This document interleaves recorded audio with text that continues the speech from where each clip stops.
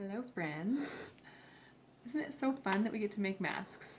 So I'm just going to show you the way that I've been doing it, in case you want to use the same method. Here are the supplies that I've got. So first of all, I've got white material, doesn't matter, cotton material, that is cut 16 inches by 8 inches. I like to use one of those plastic mats with the roller cutter. And use scissors too. Ideally your cotton fabric is washed. I've heard washing it several times in hot water so that it's pre-shrunk. This pattern, because it's an 8-inch wide pattern across the top, is about an inch larger than most other patterns, and so the feedback that I've gotten is that they have washed fine with not pre-shrunk fabric. And I'm a super lazy sewer, as you'll see. So I'm going to continue to not wash my fabric and have them shrink to fit. And I'll put a comment if I've changed my mind. So here's my fabric, 16 by 8. And then I have a printed fabric, 8-inch by 9. And I have a metal wire. This happens to be from the hardware store. This is a 22 gauge spool, and I cut this to 4 inches, and I have the ends rolled so that they're not pokey.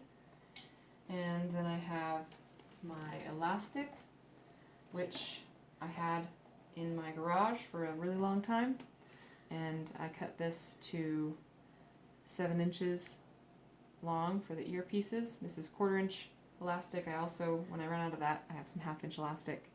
But you know what? I think that so certainly rolled fabric could work, but I was even thinking maybe some crocheted yarn or something, so we can get creative if we run out of elastic. So that's what I've got. The important thing that I've also have is some of this water-resistant material that I was given by someone that works in a hospital, and they'd like to see this if they're going to be using it for the healthcare providers. This is what they're asking to be in it, and it's double layered, or two layers there.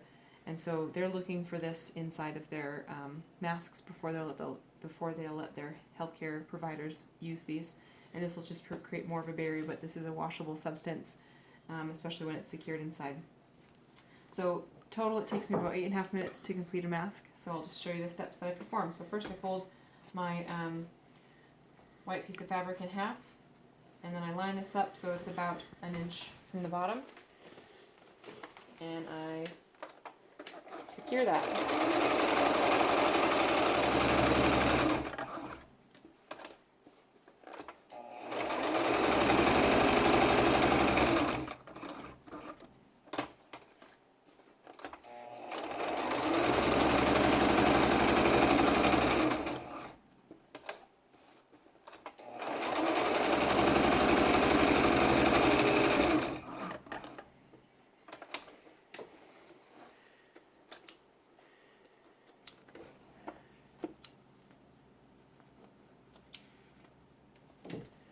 And then I take my colored fabric, right sides together, make sure I'm sewing the top, line it up. This one happens to have a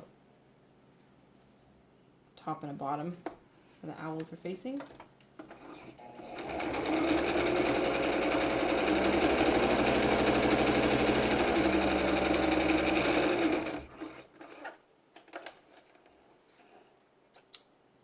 And now, folding this over.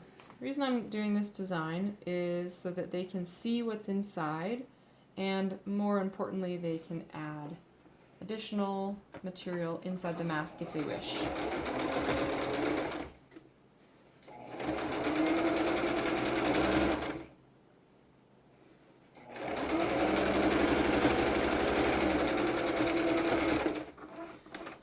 So before you get started making your masks, it's a good idea to talk to somebody at the hospital to know what their needs are.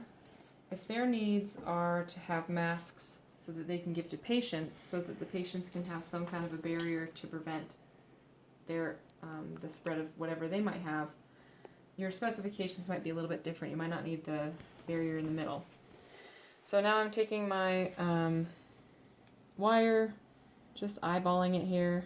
I'm putting it in the location where I've got then 3 layers of fabric and 2 layers of fabric, so it's less likely to poke through. And then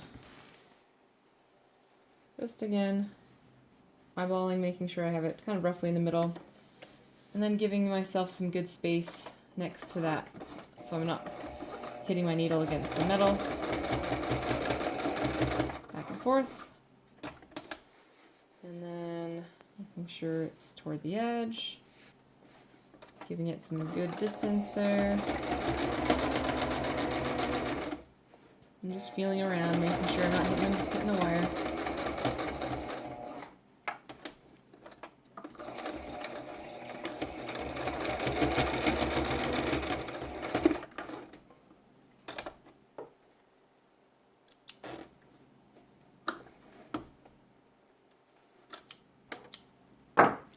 Right, now turn it right sides together.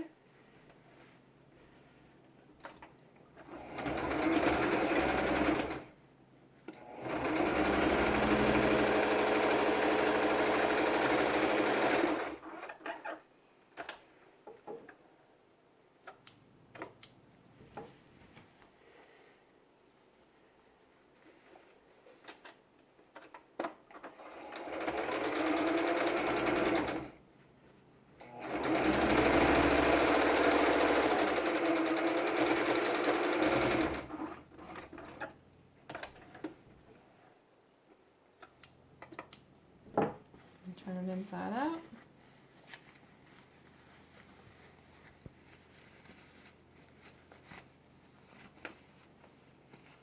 Okay. Now here's where my laziness is really going to show through. I hate pinning things. So I'm not going to do it. It takes too much time. And I don't like having to yank them out of there when I'm sewing it. So I am just eyeballing my pleats. Here's a special one down here. Kick that one out, because when I kick that special pleat out, instead of being flat and making it all even, this kicked pleat really brings that mask around the bottom of the face. Makes a better seal. Not a perfect seal. We're not making N95 masks here.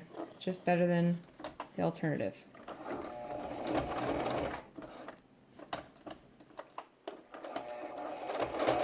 So again, I'm just kind of holding those as they go.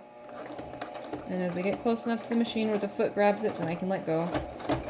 And then I try and give it a back and forth over that pleat.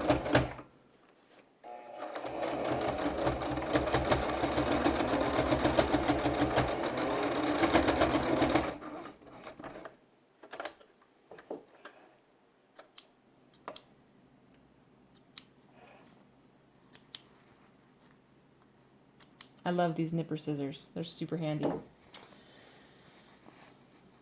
So I make them kind of the same. Either side.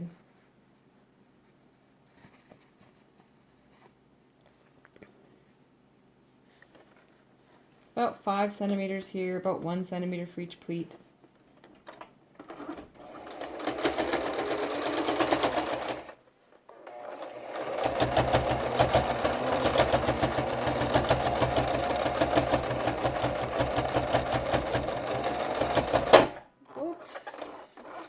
Sometimes it gets a little thick in there.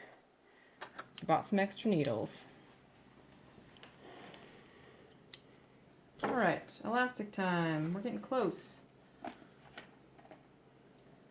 So I got my 1/4 inch elastic.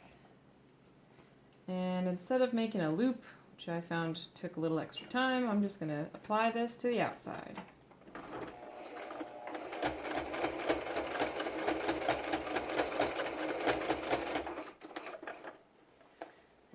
Making quick moves here.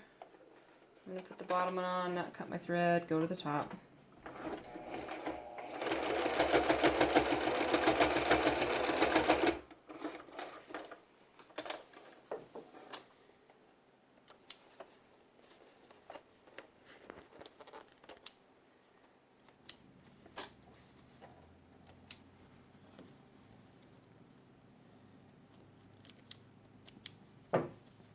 one.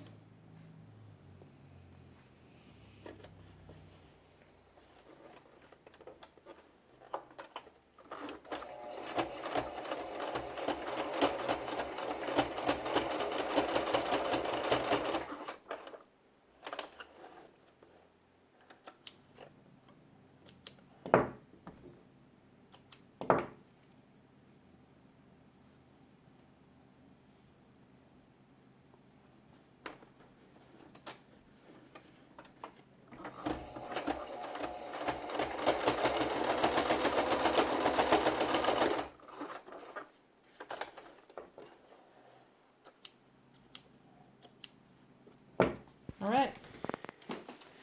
So, now let's try it out. So the wire has a good sealer on my nose, and it's long enough around my face, goes under my chin, and I can feel that as I breathe in, the air is being pulled in through the mask, which is what I'm hoping for. There's of course some going around the sides. It's not a perfect thing.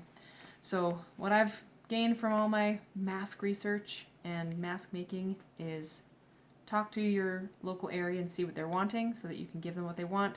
Coordinate with other resources that are making things in your area. For the masks that are going to be going to healthcare providers, they need to have, ideally they would have some kind of a barrier that is already in place, or an ability for them to put an additional barrier on. Otherwise, they'll just need to be used over N95 masks that they currently have. If you're making masks that are going to be used for patients, then you might not need those standards. So making sure you're clear about what your standards are for your area. All right. Happy sewing.